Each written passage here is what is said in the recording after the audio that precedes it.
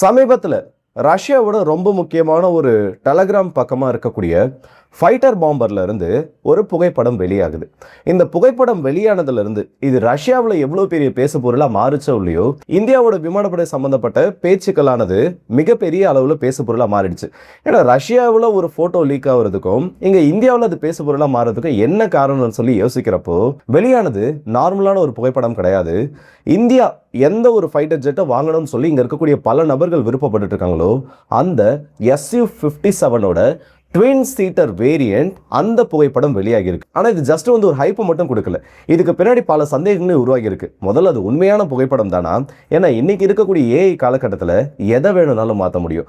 அந்த Su-57 F-35ஆவும் மாற்ற முடியும், F-22 ராப்டராகவும் மாற்ற முடியும், S-70ஆவும் மாற்ற முடியும், Su-75ஆவும் மாற்ற முடியும். அந்த மாதிரி ஏகப்பட்ட சந்தேகங்களுக்கு நடுவில் சில உண்மையான தகவல்களும் கிடைச்சிருக்கு. இது எல்லாத்தையுமே இந்த ஒரு பதிவில் பார்த்துடலாம். ரொம்ப முக்கியமான ஒரு கட்டத்தில் Su-57 வந்திருக்கு. ஸோ வாங்க வீடியோக்குள்ள போயிடலாம். நான் உங்கள் ஆக்கை தம்புக் TP Trendix.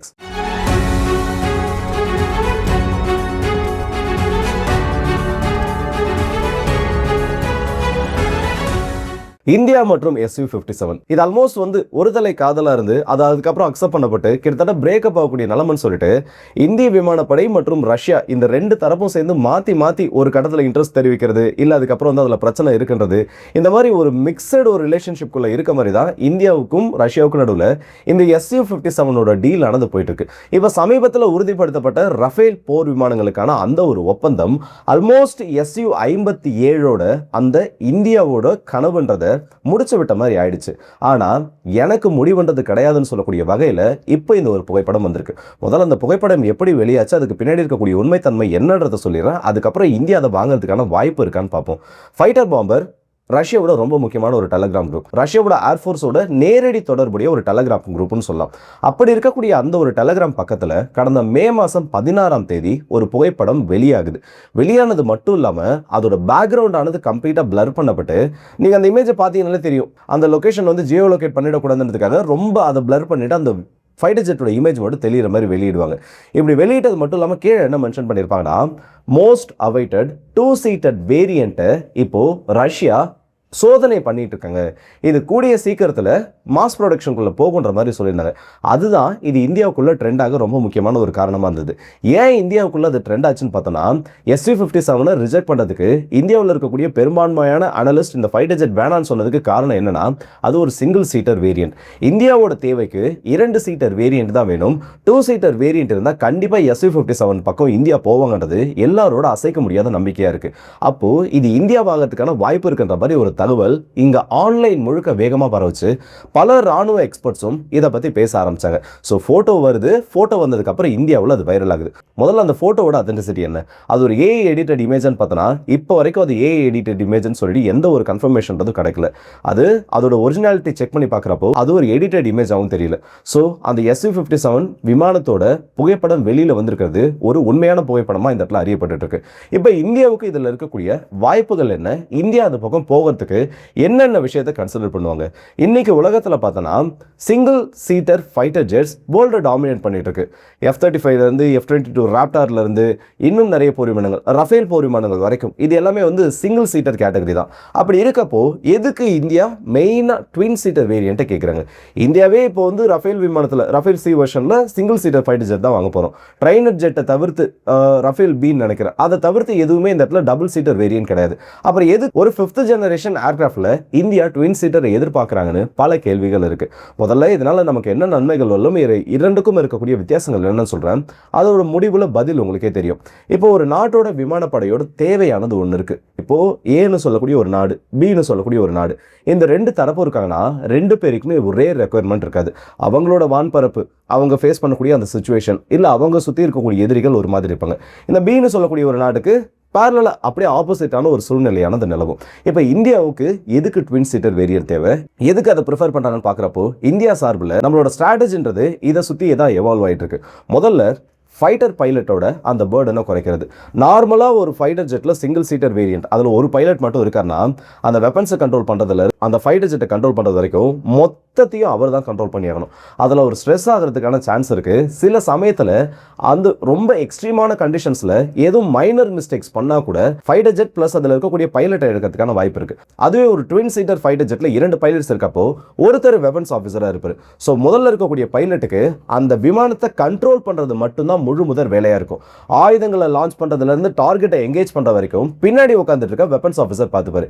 இன்கேஸ் முன்னாடி இருக்கக்கூடியவருக்கு ஏதோ ஒரு பிரச்சனை வருதுன்னா கூட பின்னாடி இருக்கக்கூடிய நபர் அந்த ஃபைட்டர் ஜெட்டை கண்ட்ரோல் பண்ணி அதை கொண்டு வந்து கீழே தரையிறக்கிற வரைக்கும் அவனால் அதோட கண்ட்ரோலை வச்சுக்க முடியும். அண்ட் அது மட்டும் இல்லாமல் ரொம்ப லாங் ரேஞ்ச் மிஷன்ஸ்க்கு இந்தியா மாதிரி இருக்கக்கூடிய ஒரு நாடு அண்ட் ஃபைட்டர் ஜெட் எண்ணிக்கைகள் கம்மியாக இருக்கக்கூடிய நாட்டுக்கு சிங்கிள் சீட்டர் வேரியண்ட்டை விட டபுள் சீட்டர் வேரியண்ட்டில் அதோட ஃப்ளெக்சிபிலிட்டின்றது இன்னும் அதிகமாக கிடைக்கும். ஒரு ஹெவி அட்டாக், ஏன்னா இந்த டியூவல் சீட்டர் வேரியண்ட்லாம் பார்த்தோன்னா ரொம்ப ஹெவியான பேலோட கொண்டு போயிட்டு ட்ராப் பண்ணுற மாதிரி இருக்கும். அந்த மாதிரி அதிகப்படியான தாக்குதல் நடத்துறதுக்கும் இந்த வகையான ஃபைட்டர் ஜெட்ஸ் நமக்கு தேவை. ஃபியூச்சரில் வரப்போகிற மேண்ட் அன்மேண்ட் டீமிங் காம்பேக்ட்ல இந்த 2 சீட்டர் கேட்டகரியில வரக்கூடிய ஃபைட்டர் ஜெட்ஸ் இதை டாமினேட் பண்றதுக்கான வாய்ப்பு இருக்கிறதுனால இந்தியா மோஸ்டா இந்த சைடு சூஸ் பண்ணுவாங்க. அதே நேரத்தில் சிங்கிள் சீட்டர் ஃபைட்டர் ஜெட்ஸ் நம்ம குறைச்சு மதிப்பிட முடியாது. அது இன்னொரு கேட்டகரியில் டாப்பா இருக்கும். இப்போ நம்ம சொன்னோம்ல 2 பைலட்ஸ் இருக்கப்போ அது ஒர்க்லோட மேனேஜ் பண்ணிக்கலாம்னு. ஆனா இன்னைக்கு காலம் மாற மாற ஏஐ தொழில்நுட்பம் உள்ள வரப்போ அதுவே ஒரு விர்ச்சுவல் கோ பைலட்டா மாறிடும்.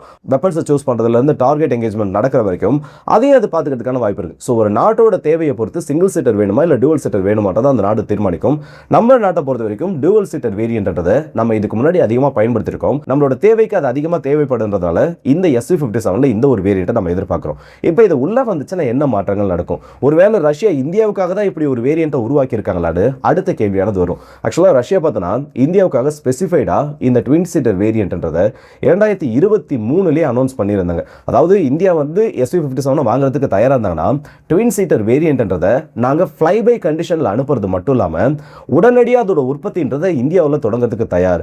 ஸோ ரஷ்யா கிட்ட இந்தியா இந்த Su-57 ஆர்டர் பண்ணாங்கன்னா அடுத்த 4 வருஷத்துக்குள்ள அட்லீஸ்ட் ஒரு ஸ்குவாட்ரன் அளவுக்காவது மேக் இன் இந்தியா திட்டத்தின் கீழே இந்தியாவுக்குள்ள நாங்கள் உருவாக்குறதுக்கு தயாராக இருக்கோம் சொல்லியிருந்தாங்க. அதோட தோழர்ச்சியாக இது நடந்துறதுக்கு சான்ஸ் இருக்கு. அண்ட் ரஷ்யாவுமே அவங்களோட படைகளில் இந்த டூவல் சீட்டர் வேரியண்ட்டை சேர்க்க போறதுக்கான ஒரு அறிவிப்பு கடந்த ஒரு 9 மாதங்களுக்கு முன்னாடி யுனைடெட் ஏர்கிராஃப்ட் கார்பரேஷன் UAC ரஷ்யாவோட இந்த Su-57 தயாரிக்கிறது அந்த நிறுவனம் தான், அவங்க மூலியமா ஒரு அறிவிப்பு கொடுக்கப்பட்டிருந்துச்சு. ஸோ இந்த டைம்ல இது வந்திருக்கிறது இந்த 2 நாட்டுக்கும் நடுவில் முக்கியமான அந்த ஒரு டீலை முடிக்கிறதுக்கான ஒரு சான்ஸாக இருக்கும். நீங்கள் கேட்ட மாதிரி ட்வின் சீட்டர் வேரியன்ட் நாங்கள் உற்பத்தி பண்ணுறோம், நீங்கள் கேட்ட மாதிரி ட்வின் சீட்டர் வேரியன்ட் ரெடி ஆயிடுச்சு, நீங்கள் எப்போ வாங்க போறீங்கன்னு சொல்லி கேள்விகள் இதுக்கப்புறம் ரஷ்யாவிலேருந்து வரதுக்கு வாய்ப்பு இருக்குது. AMCA ப்ராஜெக்ட் வரைக்கும் நம்மளோட advance medium combat aircraft project வர வரைக்கும் நம்மளோட அந்த உடனடி தேவைக்காக Su-57 போகிறது நல்ல ஒரு ஆப்ஷனாக இந்த இடத்துல இருக்கும். ஏன்னா அதில் கிடைக்கக்கூடிய எக்ஸ்பீரியன்ஸ் ரஷ்யா வந்து டெக்னாலஜியை கூட ஷேர் பண்ணுறதுக்கு தயாராக இருக்காங்க. அதோட எக்ஸ்பீரியன்ஸை நம்ம கொண்டு வந்து போடுறப்போ நம்மளோட AMCA ப்ராஜெக்ட்ல இன்னும் நம்ம நிறைய ஸ்டெல்த் தொழில்நுட்பத்தை உருவாக்க முடியும். டெக்னாலஜிக்கலி அட்வான்ஸ்டு ஒரு ஃபைட்டர் ஜெட்டாகவும் மாற முடியும். அண்ட் இந்த Su-57 ட்வின் சீட்டர் வேரியண்ட்ல 2 கேட்டகரிகள் வரப்போகுது. ஒன்று என்னன்னா இப்போ நார்மலாக காம்பேட்ல யூஸ் பண்ணக்கூடியது, இன்னொன்று மேண்ட் அன்மேண்ட் டீமிங்காகவே S-70 ஹாக்டானிக் போன்ற ட்ரோன்களை இன்டெகிரேட் பண்ணி இது ஒரு மதர் ஷிப்பாக ஒரு ஏரியல் கமாண்ட் சென்டராக உருவாக்குறதுக்காகவே 2வது வேரியண்டானது வரப்போறதா சொல்லியிருக்காங்க. அண்ட் பிசிக்கலி சில சேஞ்சஸும் இதில் தெரியுது. நீங்கள் நார்மல் Su-57க்கும் இதுக்கும் பார்த்தீங்கன்னா அந்த டெயில் டிசைனில் சில மாறுபாடுகள், அதோட உயரத்தை குறைக்கிறது, அந்த மாதிரி நிறைய வித்தியாசங்களான தெரிஞ்சிட்டு இருக்கு. ஸோ மோஸ்ட்டாக வந்து வரப்போகிற சில நாட்களில் ரஷ்யா கிட்ட இருந்து இந்த விமானம் பற்றின அதிகாரப்பூர்வமான சில அறிவிப்புகள் வரலாம். ஏன்னா இது ஒரு இமேஜாக மட்டும்தான் இப்போதைக்கு லீக் ஆயிருக்கு, மற்றபடி எந்த ஒரு அஃபிஷியல் அனௌன்ஸ்மெண்ட்ன்றது வரல. அண்ட் அதே நேரத்தில் என்னன்னா ட்வின் சீட்டர் வேரியண்ட்டோட அட்வான்டேஜ் தான் நம்ம பார்த்துருக்கோம். இவ்வளோ நேரம் வந்து இது வந்து காம்பேக்டில் வந்து 2 பைலட் இருக்கு, இதனால நல்ல எஃபிஷியண்டாக எங்கேஜ் பண்ண முடியும். ட்வின் சீட்டர் வேரியண்ட்டில் ஏர் ஃப்ரேம் சம்மந்தப்பட்ட சில பிரச்சனைகள் இருக்குது. நார்மலாக உங்களுக்கு வரக்கூடிய காஸ்ட்டோட ட்வின் சீட்டர் வேரியண்ட்டுக்கு அதோட ஏர் ஃப்ரேம்ன்றது இன்னும் எலவேட்டடாக பண்ணுறப்போ அதோட கம்ப்ளீட் டிசைன்றதே சில சேஞ்சஸ் பண்ண வேண்டியது இருக்கும். ஸோ அப்படி பார்க்குறப்போ அதனாலையும் சில நாடுகள் இதை சூஸ் பண்ண மாட்டாங்க. ஓவரால் பார்த்தோன்னா கடைசியாக ஒரே வரியில் சொல்லணும், இந்தியாவுக்கு இது ஒரு நல்ல சான்ஸ். Su-57 ரஷ்யா கிட்ட இருந்து வாங்குறப்போ நம்மளோட ஃபியூச்சருக்காக அதை யூஸ் பண்ண முடியும். அந்த விமானத்தை வாங்கி இதோட நின்ற போகிறது கிடையாது. அதுலேருந்து நம்ம கற்றுக்கக்கூடிய தொழில்நுட்பம் மூலியமா AMCA நம்மளால இன்னும் பெரிய நல்ல லெவலில் கொண்டு வர முடியும். அடுத்த கட்ட விமானங்கள் நம்ம உருவாக்குறப்போ 6th ஜென்ரேஷன் அந்த மாதிரி போகிறப்போ இந்த எக்ஸ்பீரியன்ஸை நம்மளால அதில் யூஸ் பண்ண முடியும். அண்டு ரொம்ப கவனத்தில் எடுத்துக்க வேண்டிய ஒரு விஷயம் என்னன்னா Su-30 போன்ற பல ரஷ்ய தயாரிப்புகளை நம்ம இதில் பயன்படுத்திட்டு இருக்கோம். ஆல்மோஸ்ட் ரெண்டும் வந்து ஏர் ஃப்ரேமில் பெரிய வித்தியாசம்லாம் கிடையாது. ஸோ நம்மளோட ஃபைட்டர் பைலட்ஸ் Su-30 யூஸ் பண்ணிட்டு Su-57க்கு வரப்போ மோஸ்ட்லி அவங்களுக்கு ரொம்ப பழக்கப்பட்ட ஒரு பிளாட்ஃபார்மை யூஸ் பண்ணுற மாதிரி இருக்கும். அப்படி இருக்கப்போ அதோட பெர்ஃபார்மன்ஸ்ன்றது இன்னும் பெட்டராக இருக்கும். முடிவெடுக்க வேண்டியது நம்மளோட இந்தியா தான். ஸோ இதை பற்றி உள்ள கருத்துக்கள் என்னது மறக்காம கமெண்ட் செக்ஷன் சொல்லுங்கள். என்னை பொறுத்த வரைக்கும் Su-57 AMC வர வரைக்கும் ஒரு பெஸ்ட் ஆப்ஷன். Su-57 உள்ள வந்துருச்சுன்னா Rafale, Su-57, upgrade Su-30 MKI, தேஜஸ் போன்ற விமானங்கள் நம்மளோட ரெண்டு சைடும் வான் பாதுகாப்பு கொடுக்கறதுக்கு பர்ஃபெக்டான ஒரு சாய்ஸாக இருக்கும். இதை பற்றி உங்களோட கருத்துக்கள் என்னதான் மறக்காம கமெண்ட்ஸ் சொல்லுங்கள். ஸோ அடுத்த வீடியோ சந்திப்போம். அது விடுபடுது உங்கள் எல்லாருக்கே.